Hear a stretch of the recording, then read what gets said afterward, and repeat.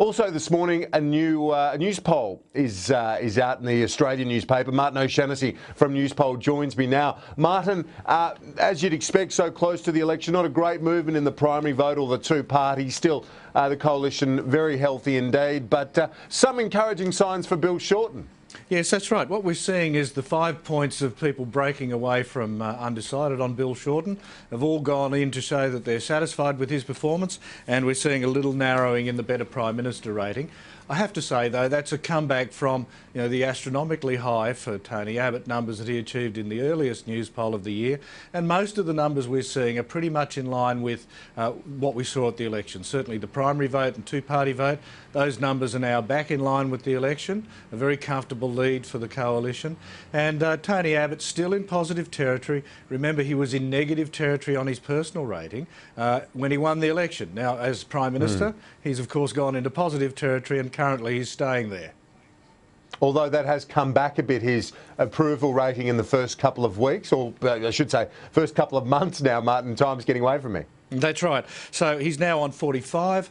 People approving of 45% of people approving of his performance. That compares to 47% in the first news poll. 45% approval and 38% disapproval is pretty good. And I think either of our prime ministers for the last 5 or 6 years would have been very happy with that kind of a number.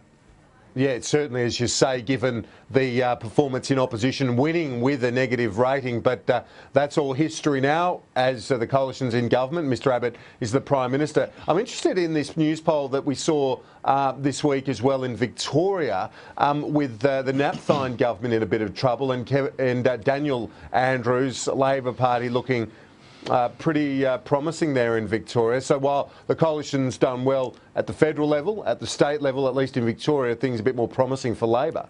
Indeed, and I think most people would agree that the coalition was a bit of a surprise win in Victoria last time around.